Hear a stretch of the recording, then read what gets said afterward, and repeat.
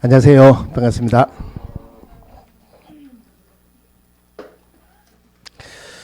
저번 주에 수업한 거 오늘 문제가 나갈 건데 오늘 프린트가 조금 문제가 있대요.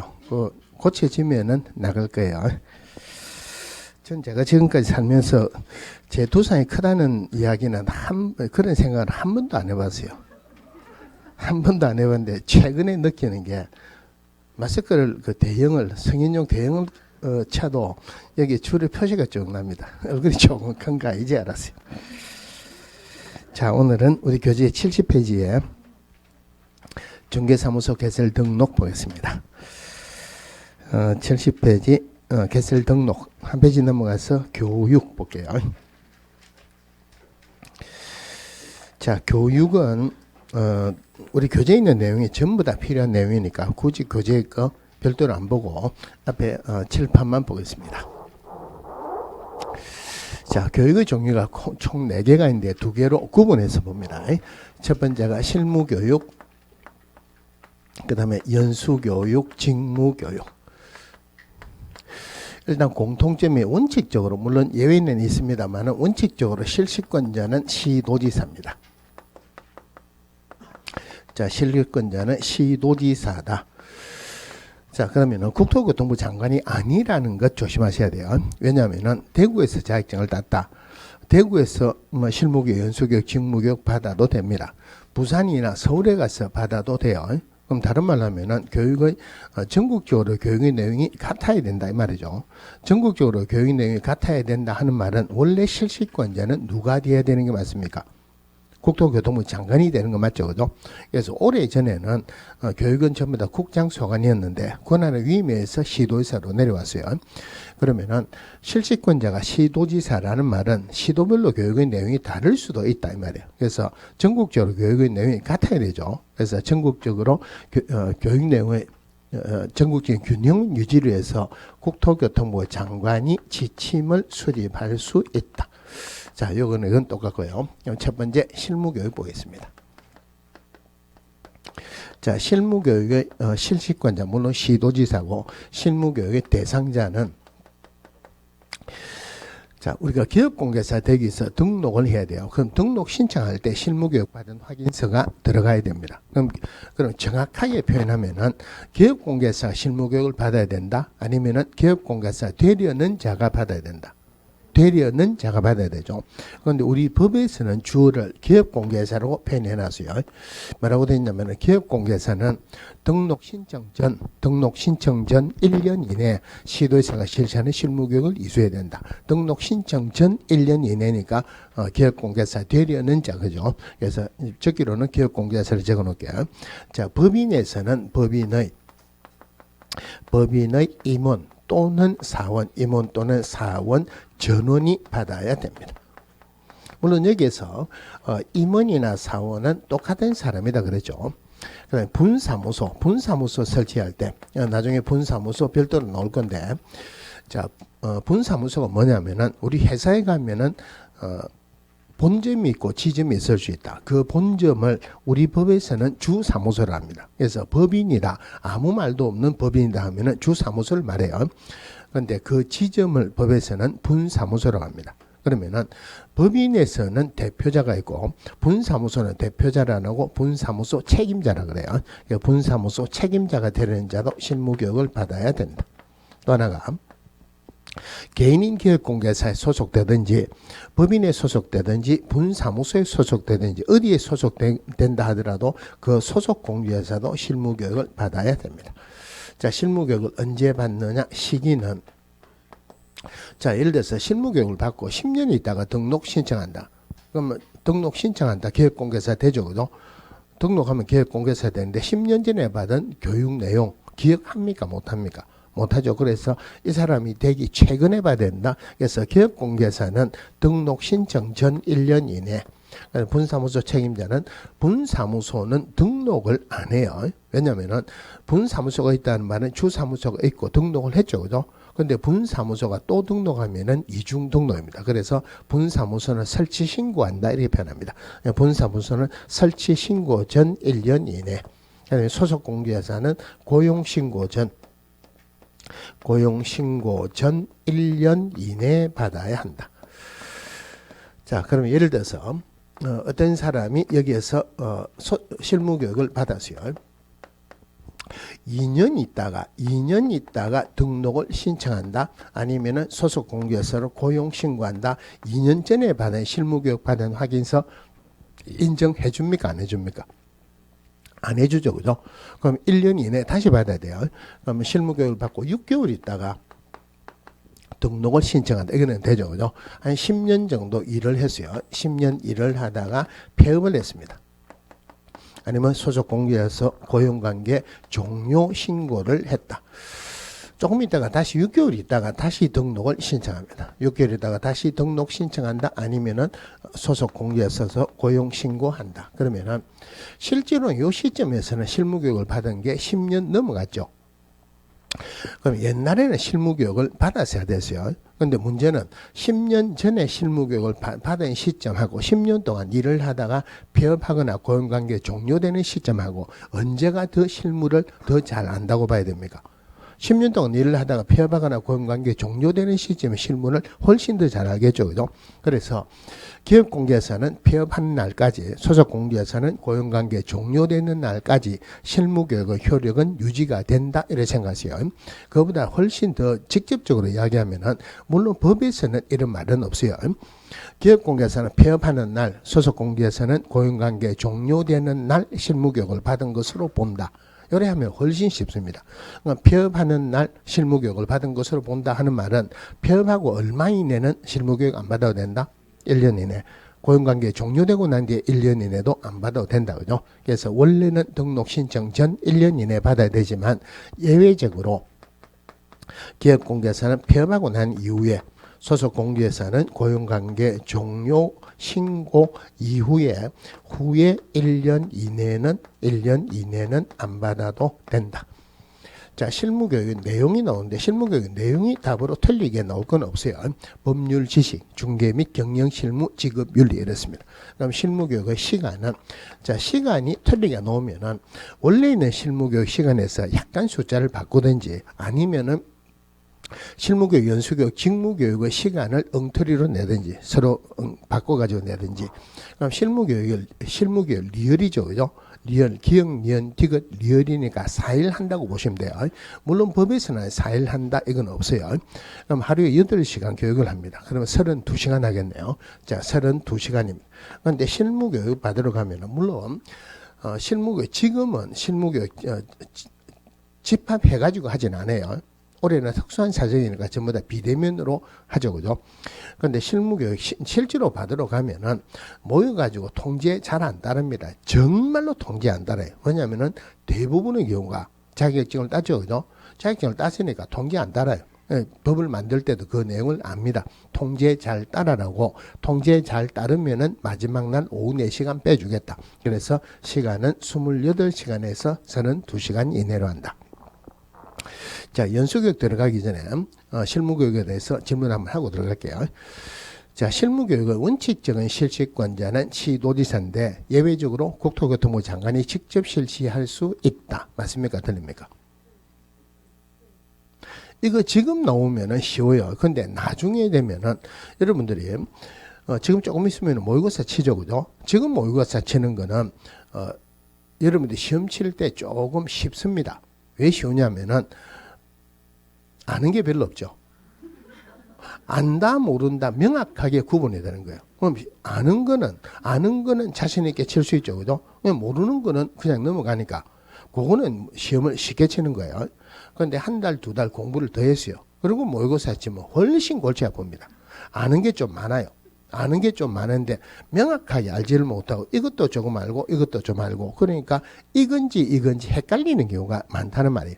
그래서 조심해야 되는 게 우리 공인중개사 시험 실시권자는 원칙적으로 시도지사인데 예외적으로 국토교통부 장관이 직접 시험을 시행할 수 있다. 그런데 실무교육, 연수교육, 직무교육의 실시권자에는 국토교통부 장관은 절대 안 들어갑니다. 그 지문 아직 한 번도 안 나오는데 나올 가능성이 많아요. 자, 그 다음에 연수교육입니다.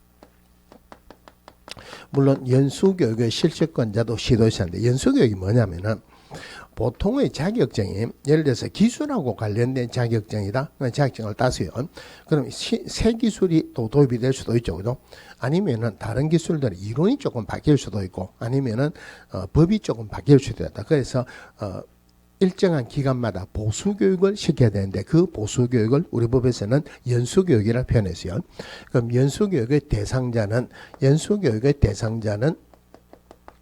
개업공개사 그리고 소속공개사입니다.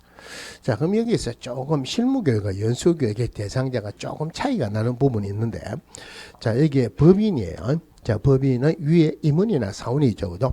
그럼 법인은 대표자는 공주회사 이해야 되고 대표자를 제외한 임원 또는 사원의 3분의 1 이상은 공주회사일 것. 오늘 공부할 건데 이거 저번 주에 조금 했죠. 그죠? 자, 그러면은 요 밑에 고용인으로서 공주회사 자격증을 가진 사람이 원래 소속 공주회사예요. 그런데 요 임원이나 사원으로서 공인중개사인 자도 소속 공주회사에 해당한다 그러죠. 그러면은 임원이나 사원 중에 공인중개사가 아닌 자가 있을 수도 있죠. 공주회사가 아닌 자는 실무교육은 받아야 된다, 안 받아도 된다. 실무교육은 임원이나 사원 전원입니다. 공주회사든 아니든 전원이 받아야 돼요. 대신에 임원이나 사원 중에 공인중개사가 아닌 자는 소속 공주회사는 아니죠. 그죠? 그러니까 연수교육의 대상자는 아닙니다. 조금 구분하시고. 자, 그럼 연수교육은 언제 받느냐? 시기는 자, 뭐 한 달 전에 실무교육 받았는데 지금 연수교육 받아라 이거는 말이 안 되죠. 그래서 연수교육은 실무교육을 받거나 또는 앞에 연수교육을 받은 날로부터 니은이니까 몇 년마다 받으면 좋겠습니까? 2년마다 받습니다. 연수교육을 받은 날로부터 2년마다 받아요. 그러면 아까 실무교육은 교육을 안 받았다고 해서 벌 줄 수가 없죠. 그죠? 왜냐면은 대상자가 특정이 안 됐어요. 실무교육을 받아도 되고 안 받아도 되죠. 안 받으면은 실무교육을 안 받으면은 기업공개사도 못 되고 소속공개사도 못 됩니다. 그러니까 안 받는다고 해서 벌 주는 규정은 없어요.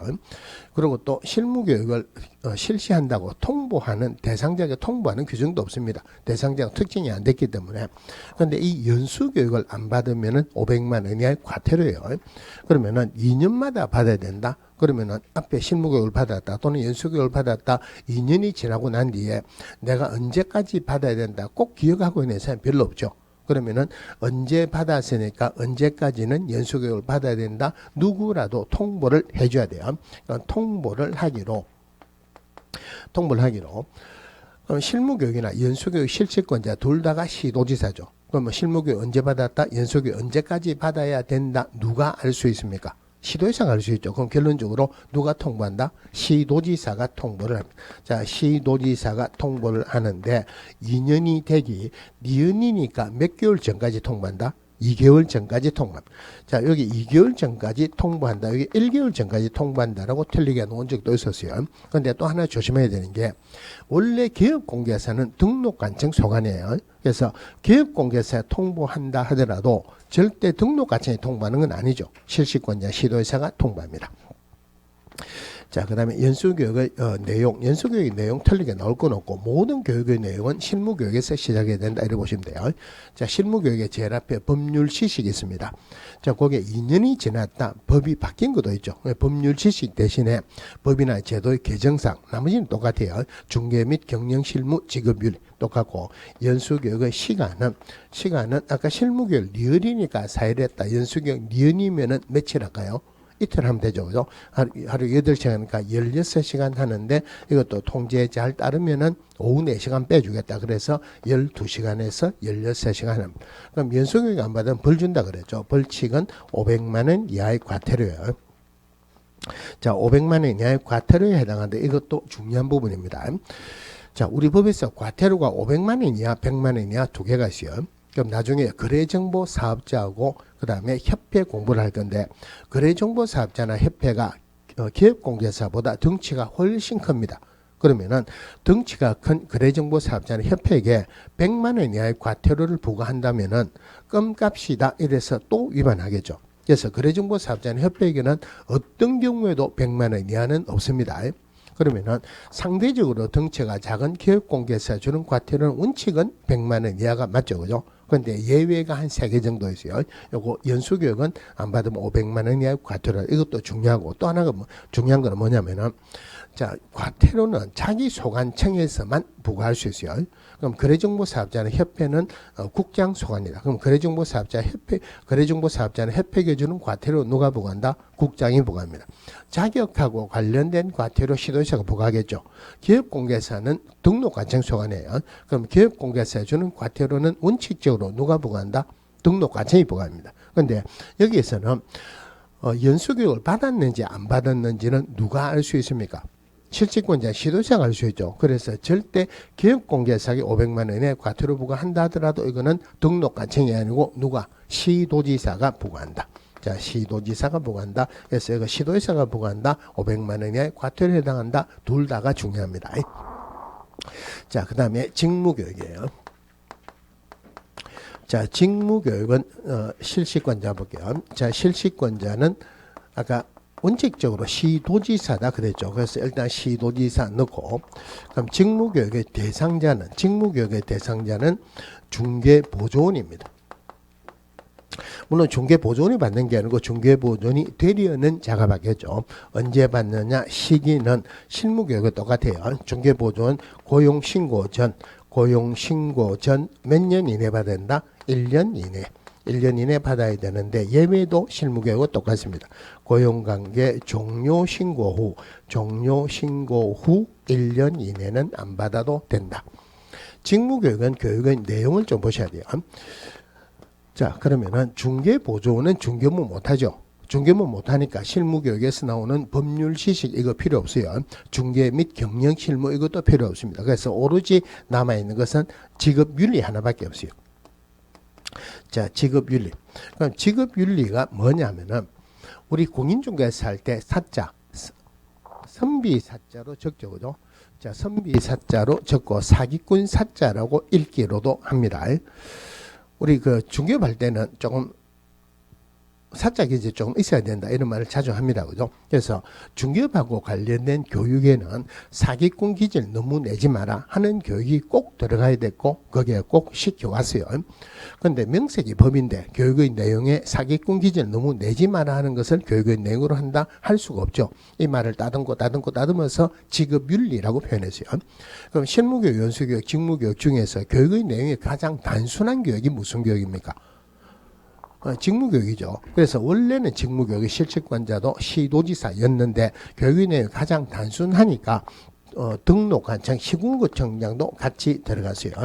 그럼 여기서 그러면은 자, 중개보조원은 고용신고 전 1년 이내 등록관청에 실시하는 직무교육을 받아야 한다 하면은 맞다 틀렸다.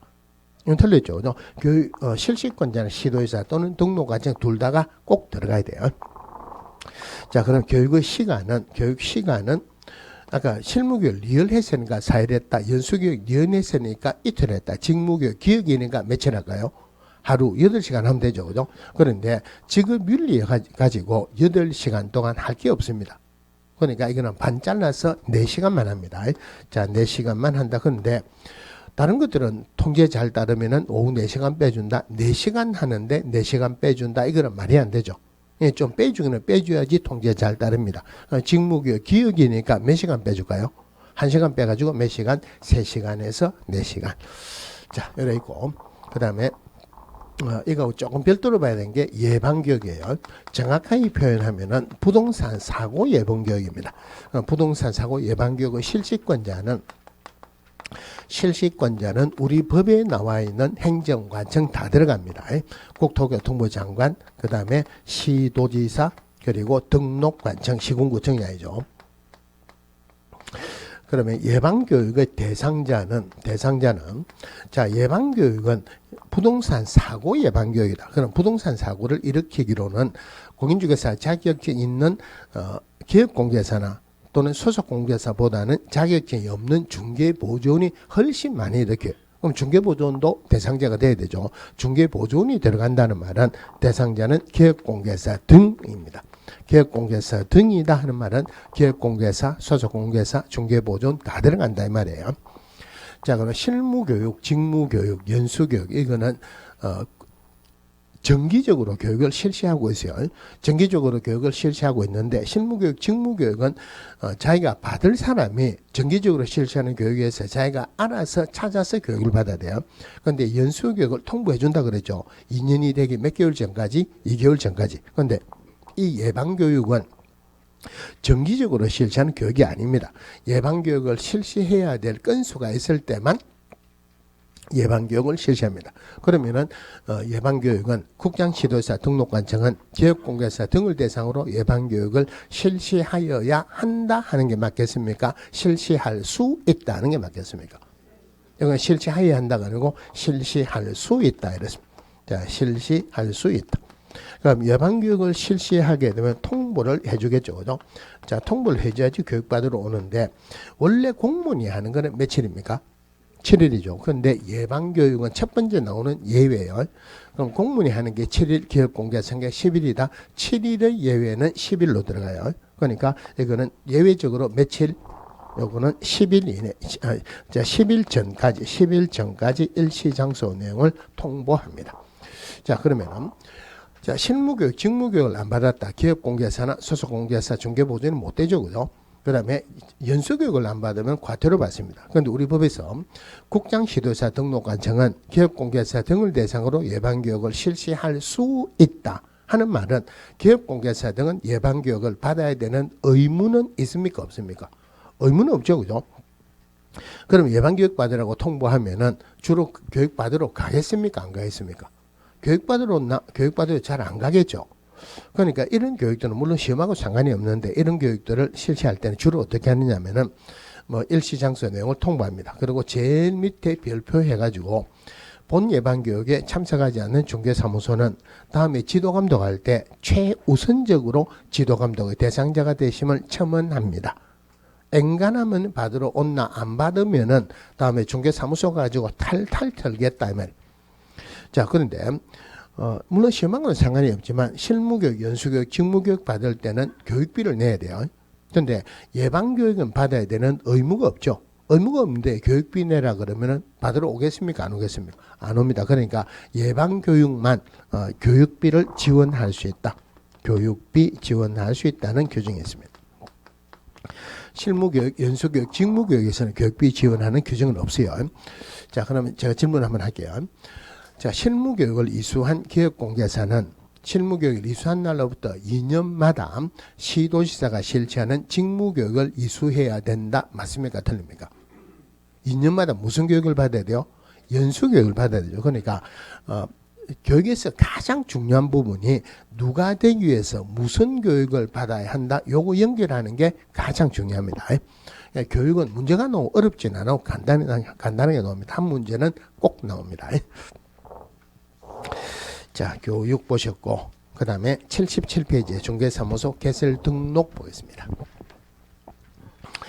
자, 등록의 개념 틀리게 문제 나올 건 없습니다. 등록이란 것은 사전적인 의미로서는 공적인 장부에 기재한다 이런 말이에요. 등록의 성격 틀리게 문제 안 나옵니다. 적법 요건이다. 그럼 적법 요건이다 하는 말은 등록 안 하고 중개업을 하면은 벌 주겠다 이 말이에요. 그래서 우리 법에서 제일 못하게 하는 게 등록 안 하고 중개업을 하는 무등록자 벌이 제일 크죠. 3년에 3천이다 이 말이에요.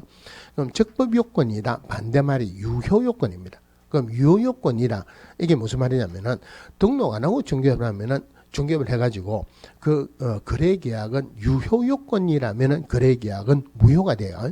그런데 무등록자의 중개로 이루어진 거래 계약은 유효입니까? 무효입니까? 유효죠. 그죠? 저는 등록을 아직 안 했지만은 제가 누구 계약을 체결시켰다 하더라도 계약은 유효죠. 그죠? 그러니까 이게 만약에 유효 요건이라면 그게 무효가 될 거예요. 그러니까 등록은 유효 요건이 아니고 등록 안 하고 중개하면 벌 준다. 적법 요건이다. 그다음에 기속행위다. 자, 기속행위다 하는 말은 법에 맞게끔 해가지고 등록 신청하면은 무조건 등록을 해주라 이 말이에요. 그럼 예를 들어서 누가 지금 등록을 법에 맞게 해가지고 등록 신청을 했어요.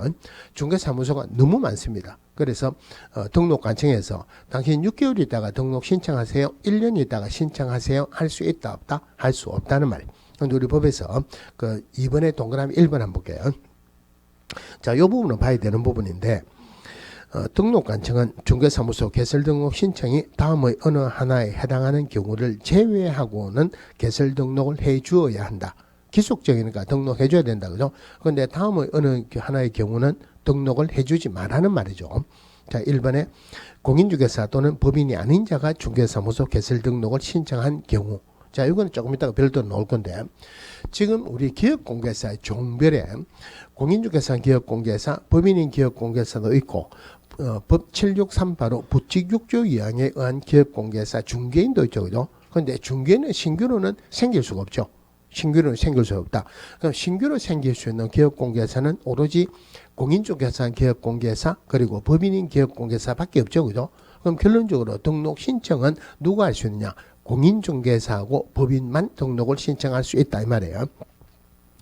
자, 공인중개사하고 법인만 등록을 신청할 수 있다. 그런데 이 법조문에 추가된 기본적인 이유가 뭐냐면은, 자, 공인중개사고 법인만 등록을 신청할 수 있다 하는 말은 변호사는 변호사 자격으로 중개업 등록을 신청할 수 있다 없다?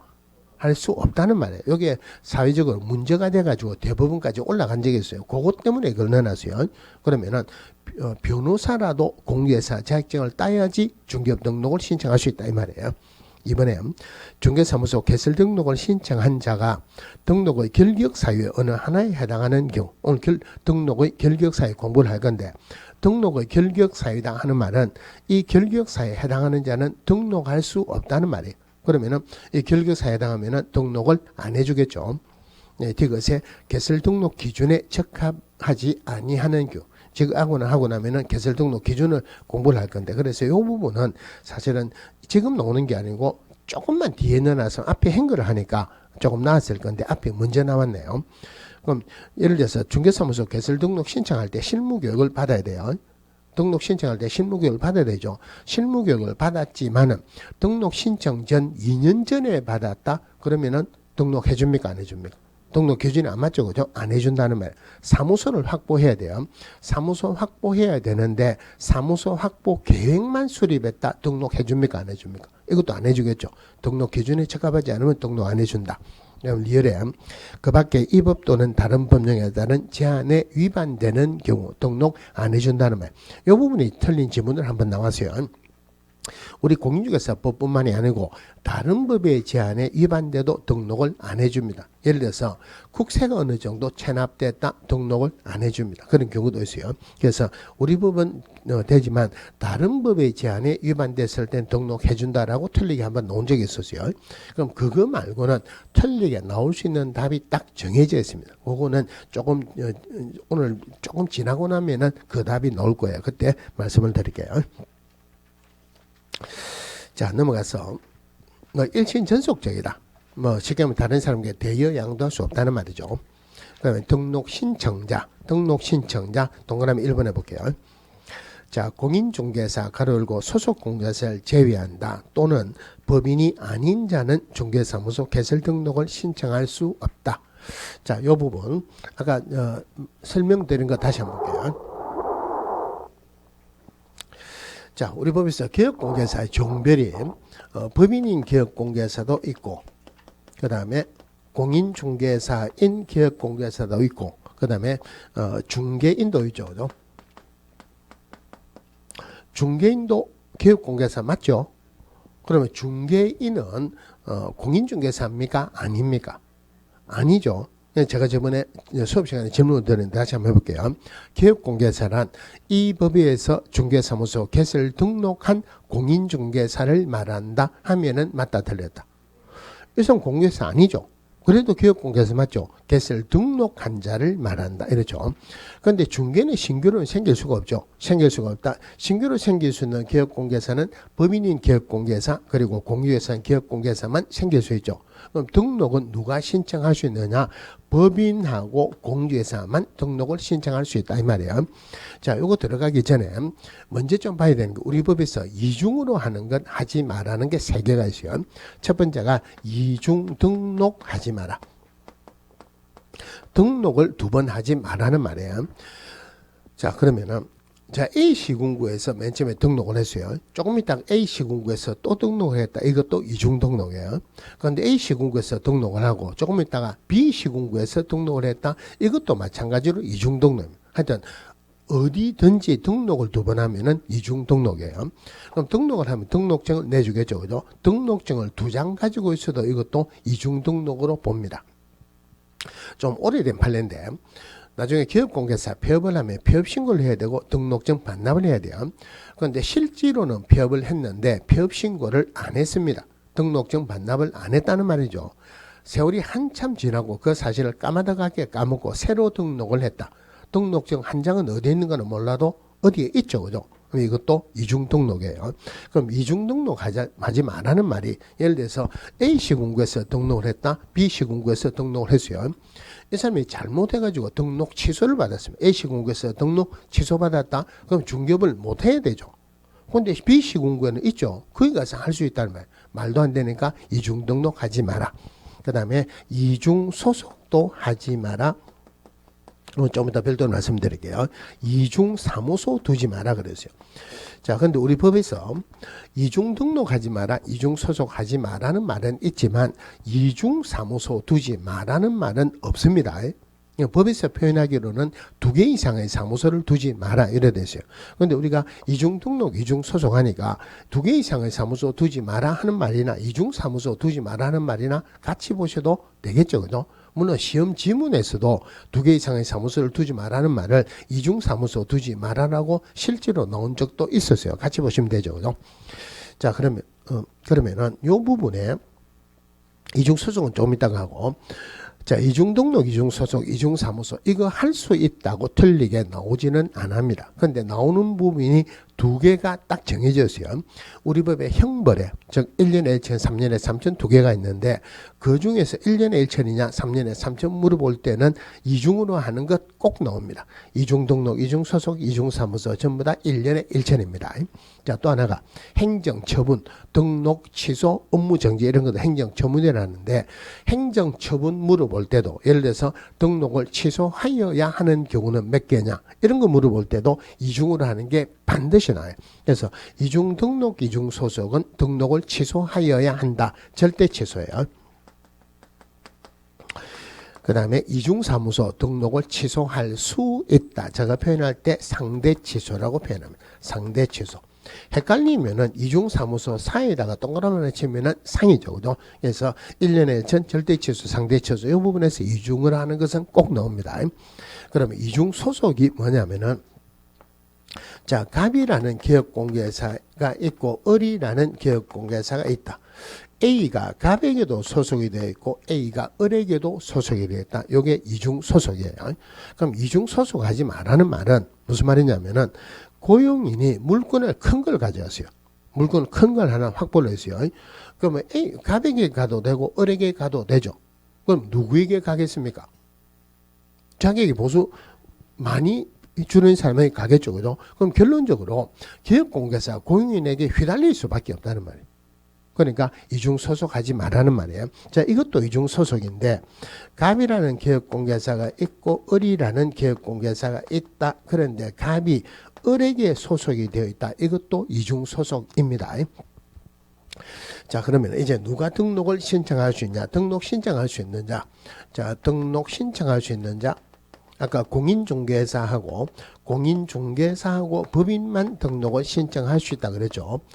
자, 이 갑이 공인중개사, 기업공개사라면은 이 갑이 을에게 소속되어 있는 갑의 입장에서는 이 사람을 뭐라고 합니까? 이 사람 소속 공개사죠. 그럼 소속 공개사로서 등록 신청해서 기업공개사 되면은 이중 소속이죠. 이중 소속하지 마라 그랬죠. 결론적으로 공인중개사는 등록 신청할 수 있지만 소속 공개사로서는 등록 신청할 수 있다 없다? 할 수 없다. 그래서 소속 공개사를 포함한다 제외한다? 제외한다. 요거 소속 공개사를 포함한다라고 틀리게 나올 때가 됐습니다. 자, 소속 공개사를 제외한 공인중개사 그리고 법인만 등록을 신청할 수 있다. 법에서 표현하기로는 소속 공개사를 제외한 공인중개사 또는 법인이 아닌 자는 등록 신청할 수 없다. 이렇죠. 자, 그럼 누구에게 등록 신청하느냐? 등록관청이 나오는데 자, 1번 한번 볼게요. 자, 등록관청은 중개업을 영위하려는 자는 국토교통부령으로 정하는 바에 따라 이런 것들은 안 보셔도 된다 그러죠. 자, 중개사무소 물론 가로 열고 법인의 경우는 주된 중개사무소를 말한다를 두려는 지역을 관할하는 시장군수 구청장에게 중개사무소 개설 등록을 하여야 한다. 그런데 시장 가로 열고 구가 설치되어 있지 아니한 시장과 특별자치도 행정시의 시장을 말한다. 이랬습니다. 이 사람이 등록관청이에요. 자, 등록관청은 중개사무소 소재지 시장이나 군수나 구청장이 등록관청입니다. 물론 법인에서는 주사무소 소재지 시군구청장이에요. 그런데 시장 가로 열고 구가 설치되어 있지 않은 시장 그리고 또 하나가 특별자치도 행정시장. 특별자치도 행정시장이 누가 있어요? 특별자치도 행정시장? 특별자치도 누굽니까? 어디입니까? 제주도의 행정시장 누구예요? 제주시장 있잖아요. 그 사람도 같이 들어가요. 자, 시군구청장인데 그러면 우리가 시장이란 말이 들어가는 게 시도지사 할 때 시장이 들어가죠. 그러니까 시도지사 할 때 요 시장은 특별시장이나 광역시장을 말하죠. 특광시장을 말한다. 그러면은 특별시나 광역시에는 구가 있죠. 그럼 여기에는 구가 없는 시장이랬어요. 그럼 구가 있는 특광시장은 결론적으로 등록관청이다 아니다. 등록관청이 아니다. 그죠? 자, 그 다음에 시군구청장 할 때 요 시장은 일반 시장이죠. 일반 시장. 예를 들어서 경산시장, 경주시장, 경산시, 경주시 구가 있습니까? 없습니까? 없죠. 그죠? 구가 없는 시의 시장이다. 일반 시장은 등록관청 맞네요. 원래 우리나라에서는 특별시나 광역시에 구를 두도록 했는데 비록 특별시나 광역시가 아니라 하더라도 인구 50만 이상의 시는 대도시 시장에는 여기는 구를 둘 수 있도록 해줬어요. 그럼 대도시 시에는 구가 있죠, 그죠? 그럼 구가 있는 대도시 시장은 등록관청이다 아니다. 여기는 구가 없는 시장이래죠. 구가 있는 대도시 시장은 등록관청이 아니다, 그죠? 자, 그럼 이 부분에서 공부를 할 때 조금 여러분들 헷갈리는 부분이 있을 수 있어요. 자, 광역시가 나오면은 무조건 그 광역시장은 등록관청이 아니죠. 그러면은 광주시는 광역시입니까? 아닙니까?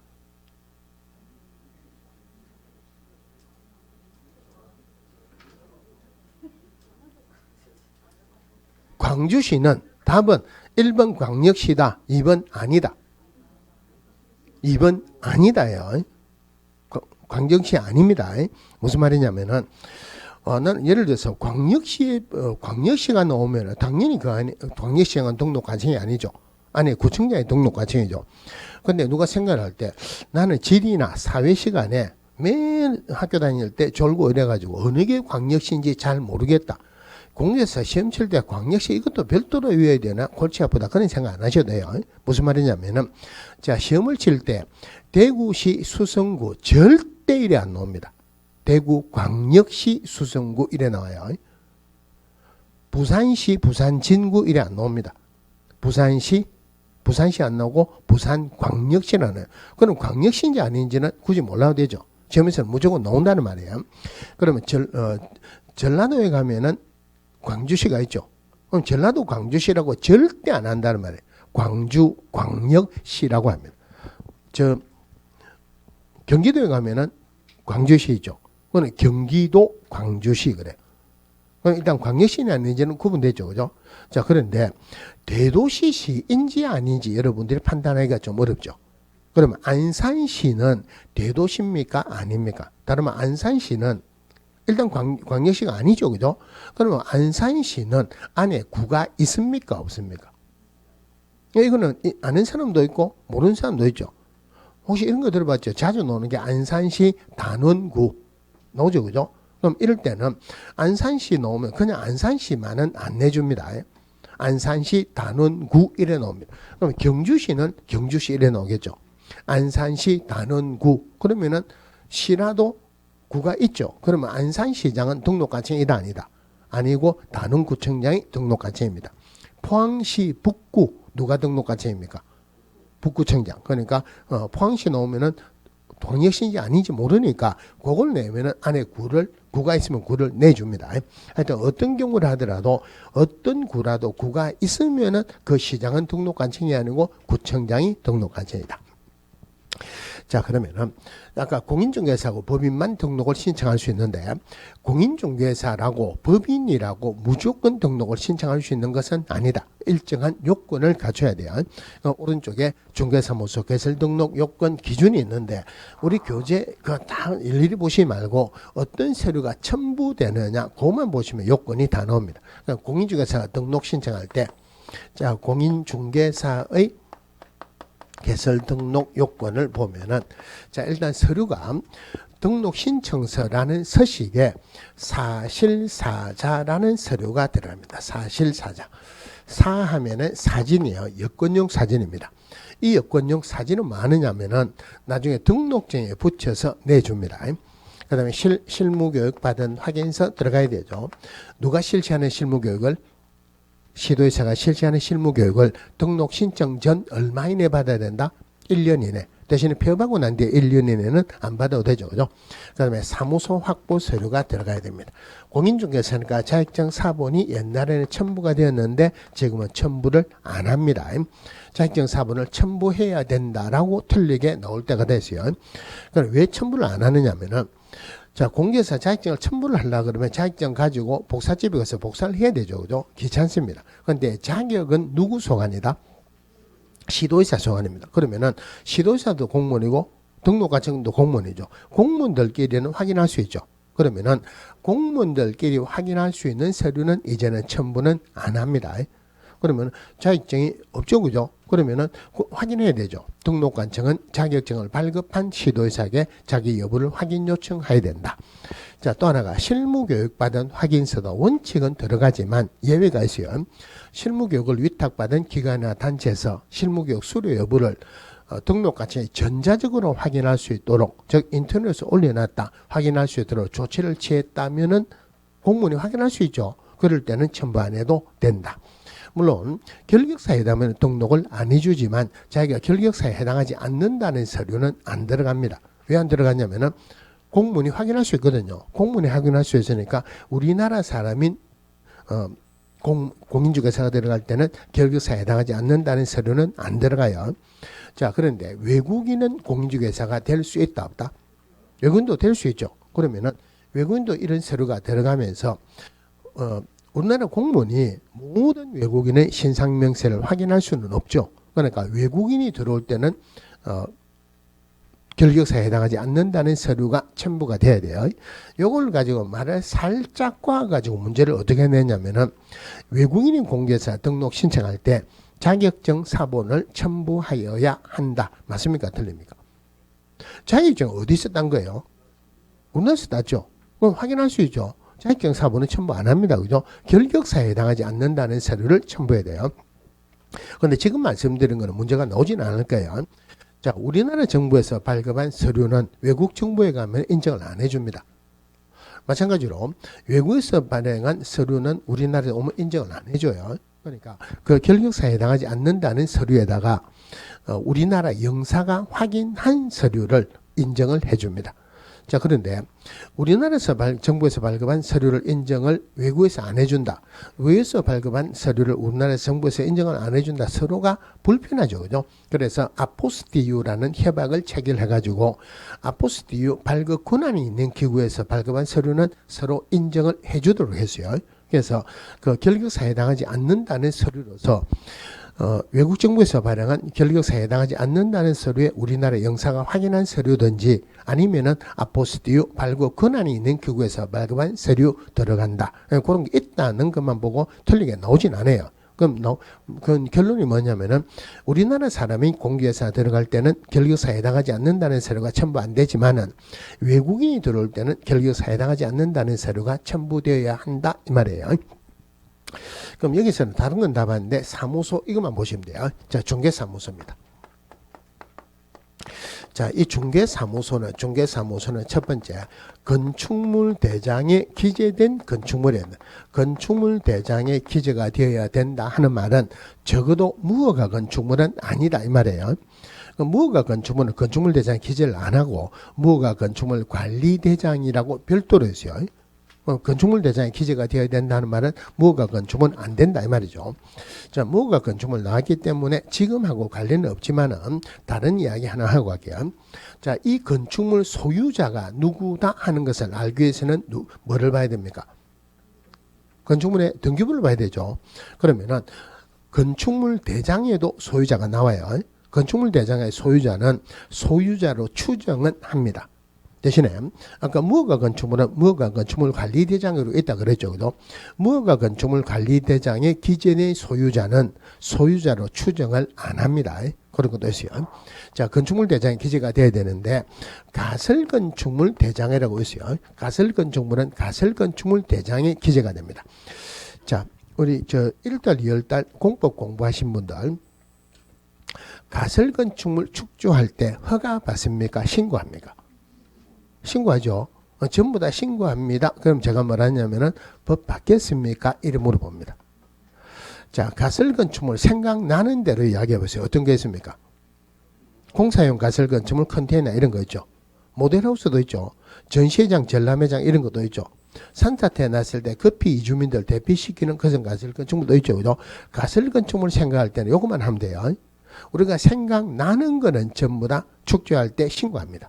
그런데 가설건축물 우리가 매일 보지만 가설건축물은 생각 안 나는 게 있어요.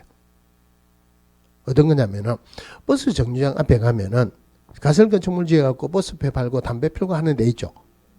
그건 생각이 잘 안 나죠. 그죠? 그거는 도로 위에 있는 가설건축물, 도시계 시설부지 위에 있는 가설건축물은 허가받아야 돼요. 그런데 허가 대상이든 신고 대상이든 원칙적으로 존치기간은 3년을 초과할 수 없다. 물론 연장 신청하는 경우가 있습니다만 원칙적으로 3년을 초과할 수 없다 하는 말은 3년 이내 철거해야 된다 이 말이죠. 그런데 중개사무소 여기에 들어갔다가 3년 이내 철거하고 또 딴 데 가서 철거하고 또 딴 데 가서 철거하고 이거는 말이 안 되죠. 그죠? 그러면은 결론적으로 건축물 대장에 기재가 돼야 되는데 가설건축물 대장에 기재된 가설건축물에는 중개사무소 설 수 있다 없다? 설 수 없다. 가설건축물 대장을 포함한다 제외한다? 제외한다. 건축물 대장에 기재가 돼야 돼요. 그런데 이 중개사무소는 꼭 자기 거여야 된다. 빌려서 써도 된다. 빌려서 되죠. 그죠? 그러면은 소유하거나 전세, 임대차 또는 사용대차 어떤 방법으로든 사용권만 확보하면 돼요. 사용권을 확보할 것. 자, 그러면 소유하면 등기부 들어가면 되고, 전세나 임대차 하면은 전세계약서, 임대차 계약서 들어가면 되고, 사용대차 하면 사용대차 계약서 들어가면 되죠. 근데 전세 임대차는 많이 들어봤는데, 사용대차는 잘 안 들어봤죠. 우리 민법에서 임대차 요소가 뭐가 있습니까? 임대차 요소가 두 개가 있죠. 첫 번째, 물건의 인도, 차임의 지급. 쉽게 얘기하면 차임의 지급이 없으면 임대차 성립을 안 합니다. 임대차는 돈 주고 빌리는 거예요. 사용대차는 돈 안 주고 빌리는 거다. 자, 돈 안 주고 빌려도 된다. 어떤 방법으로 이제 사용권만 확보하면 됩니다. 그럼 요즘 나왔기 때문에 다른 이야기 한번 해볼게요. 우리 민법에서 혹시 주택임대차, 상가임대차 했습니까? 임대차 보부 했어요. 자, 임대차 보부 하는데 며칠 전에 저한테 제가 세무서에 가 있는데 누가 전화가 왔더라고요. 누굽니다 하는데 목소리는 기억이 나는데 이름이 기억이 안 나요. 세무공무원하고 상담하고 있으니까 너 지금 전화 받기가 그런데 조금 이따 전화를 해줄게. 몇 년 전에 다른 학원에서 수강한 수강생인데 그 학원에서 1등한 사람이에요. 실제로 시험장에 가서는 1등 했는지는 모르죠. 그죠? 그래서 모의고사 치고 이러면 1등을 했어요. 모의고사 치는데 1등을 했는데 결과는 1등 했어요. 결과는 1등 했는데 이 사람은 시험은 치는데 답안 작성을 안 해요. 오셜 카드 동그라미 쳐야 되죠. 다른 사람은 전부 다 얘기하고 냅니다. 저는 내라 안 내라 하는 거는 제가 말하기는 곤란해요. 안 내더라도 거기에 동그라미 쳐야 돼요. 이게 뭐냐면은 이거 다른 거 연습할 기회가 없습니다. 그거 말고는 기회가 없어요. 근데 그 사람은 그거 안 해요. 절대 안 합니다. 내지도 못하죠. 안 하니까. 그래갖고 예를 들어서 무슨 과목 누가 몇 개 틀렸다 1등 했다 그러면 나는 2개 틀렸는데 내가 1등이다. 항상 1등이에요. 실제로는 뭐 그렇습니다. 그런데 떨어졌어요. 한 칸 밀려가지고 떨어졌습니다. 연습을 이거 평소에 잘 안 한 거죠. 모의고사 칠 때 본인이 직접 연습 안 하면은 연습할 수가 없어요. 그렇게 내 해라라도 안 하더만은 결국 한 칸 밀려가지고 떨어져가지고 이제 한 과목이 과락돼가지고 떨어졌습니다. 이거는 누구를 탓할 수가 없는 거예요. 전화 와가지고 자 우리 초등이 상가임대차 계약을 체결하는데 상가임대차 계약을 체결했어요. 묵시적인 갱신이죠, 그죠? 묵시적인 갱신했다. 그러면은 전임대차 동일한 조건으로 계약을 체결한 거로 본다 그랬죠. 그럼 그때 계약 기간은 몇 년으로 한다? 상가에서는 1년이니까 마찬가지로 1년이죠. 그죠? 그럼 묵시적인 갱신해가지고 재계약을 했을 때 임대인은 언제든지 나가라 할 수 있습니까? 임차인은 언제든지 나간다 할 수 있습니까? 임차인은 나간다 할 수 있죠. 그러면은 나간다 그러면은 효력은 언제 발생합니까? 그게 무슨 말이냐면은 1년 계약을 체결했어요. 그러면은 원칙적으로 1년 계약을 체결했으니까 1년 만에 나가는 게 원칙이죠. 그럼 집주인은 여기에서 보증금을 준비를 해놔야 되죠. 그죠? 근데 집주인도 세입자도 아무 말도 안 하더라. 그러면 1년 계약을 다시 체결한 거를 본다는 말이에요. 그럼 이 시점에서 보증금 요 1년 될 때까지는 준비할 필요가 없죠. 그럼 이 시점에서 내가 나간다 이랬어요. 계약 해지한다 통보를 했어요. 그러면은 집주인이 돈을 마련해야 되죠. 항상 돈을 갖고 있어야 되는 건 아니죠. 그죠? 돈을 마련하는 기간을 3개월로 준다는 말이에요. 3개월로 준다. 그러면 이거 틀리게 나오지는 않았지만은 정확하게 표현하면은 임차인이 해지 통보한 날로부터 3개월이 지나면 효력이 발생합니까? 아니면은 임대인이 통보를 받은 날로부터 3개월이 지나면 효력이 발생합니까? 돈은 누가 준비해야 돼요? 임대인이 준비해야 되니까 임차인이 통보한 날이 아니고 임대인이 통보받은 날로부터 3개월이 지나면 효력이 발생한다. 이랬죠. 그죠? 근데 저랑 갖고 뭐라고 물어보냐면은 묵시적인 갱신을 했는데 이제 이제 해지하려 합니다. 근데 계약을 해주는데 돈을 안 주더래요. 집주인이 돈이 있습니까? 없습니까? 계약 해주는데 돈을 안 주더래요. 지금. 어제 아래 했는데 돈을 줄 수가 없죠. 얼마 지나야 됩니까?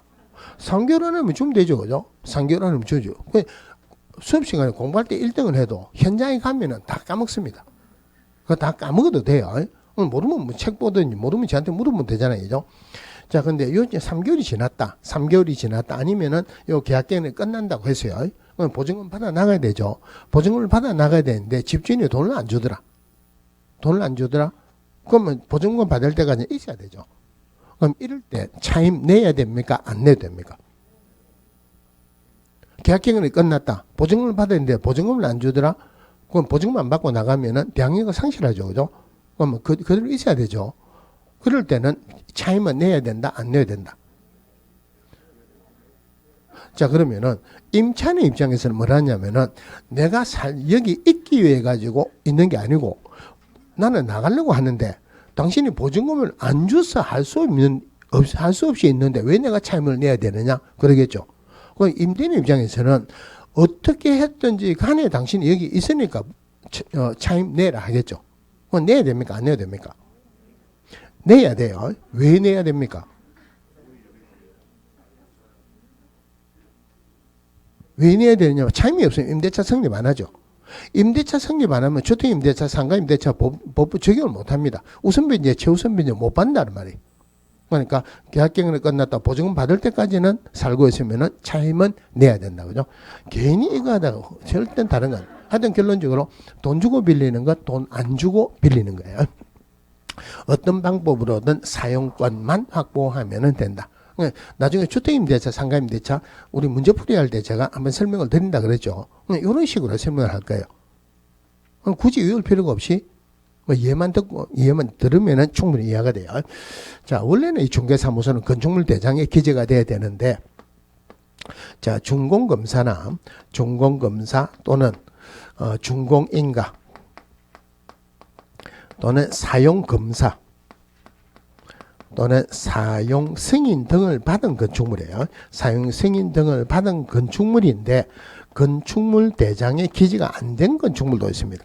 이 건축물 대장에 기재가 안 된 건축물도 우리 법에서는 중개사무소로 설 수 있다 이랬어요. 중개사무소로 설 수 있다. 원래는 건축물 대장에 기재가 돼야 되는데 사용검사 등을 받은 건축물로서 건축물 대장에 기재가 안 된 건축물 중개사무소 설 수 있느냐 하냐 막연하게 이건 중개사무소 설 수 있다 막연하게 외우지 말고, 자, 우리가 건축법에서 건축 허가를 받았어요. 건물을 다 지었습니다. 건물을 다 지었다 마음대로 건물 설 수 있다 없다? 못 쓰죠, 그죠?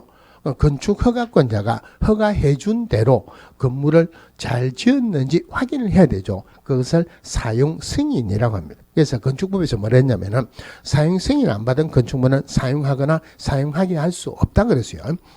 그러면은 자, 일정 세대 이상의 주택을 지을 때는 주택법에서 사업계획 승인을 받아야죠. 예를 들어서 30세대 이상 아파트를 지을 때는 사업계획 승인을 받아야 된다. 그러면 사업계획 승인을 받았다. 건물을 다 짓다고 하더라도 마음대로 설 수는 없죠. 사업계획 승인 해준 대로 건물을 잘 지었는지 확인을 해야 되죠. 이것을 사용검사라 그래요. 그러면은 결론적으로 준공검사, 준공인가, 사용검사, 사용승인을 받았다 하는 말은 건물을 설 수 있다 이 말이죠. 그죠? 자, 이런 받았는데 건축물 대장에 기재가 안 된 건축물도 있습니다. 이거는 어떤 의미냐면은 자, 300세대 아파트 짓는다고 사업계획 승인을 받아가지고 사용검사를 받았어요. 그럼 그 사용검사 받을 때 주택만 사용검사 해주는 게 아니고 일반적으로 부대시설, 복리시설 한꺼번에 같이 해줍니다. 예를 들어서 경로당, 어린이 놀이터, 관리사무소, 상가 같이 해주죠. 그죠? 그럼 사용검사를 받다 쓸 수 있죠. 그 사용검사를 받았다고 해서 자동적으로 건축물 대장에 기재가 되는 것은 아닙니다. 시간이 조금 많이 걸려요. 그럼 누가 그 상가의 중개사무소를 서려고 한다. 나는 건축물 대장에 기재가 돼야 중개사무소 설 수 있으니까 내 거부터 먼저 기재해 주세요 한다고 해서 그거부터 기재 안 해줍니다. 신청해서 하는데 일반적으로 주택부터 먼저 해줍니다. 시간이 좀 걸립니다. 그러면 그 상가는 원래 건축물 대장에 기재가 안 되는 건축물입니까? 아니면은 아직 안 됐지만 조금 있으면 된다는 말입니까? 조금 된다 이 말이에요. 그 말이에요. 그래서 사용검사 등을 받은 건축물로서 건축물 대장에 기재가 안 된 건축물도 중개사무소로 설 수 있다. 그럼 여기에서 건축물 대장에 기재가 돼야 되죠. 건축물 대장은 시군구청에 가지고 있죠. 공문이 가지고 있으니까 공문을 확인할 수 있죠. 그럼 이거는 첨부하는 세로가 아니죠. 그죠? 공문이 건축물 대장을 확인해야 돼요. 그런데 사용검사 등을 받은 건축물로서 건축물 대장에 기재가 안 된 건축물을 중개사무소로 확보했을 때 공무원은 건축물 대장을 확인할 수 있습니까? 없습니까? 지금 건축물 대장이 없죠. 확인할 수 없죠. 확인할 수 없으니까 이럴 때는 건축물 대장에 기재가 지연되는 사유서 제출해요. 지연되는 사유서를 제출하여야 한다. 자, 근데 공인중개사 쪽에서는 요 중개사무소가 조금 중요하고 요 부분은 그렇게 잘 나오는 부분은 아니에요. 그럼 이거 다음에는 법인의 등록 요건 하겠죠. 그죠? 법인 나오면은 무조건 문제라고 생각하세요. 무조건 문제인데 문제가 반드시 나오는데 처시가 마칠 때 지겹고 따분하고 자모고 할 때 하면 안 되죠. 그죠? 조금 쉬다가 삼박한 기분으로 한 문제 잡으러 갑시다. 조금 쉬다가 보겠습니다.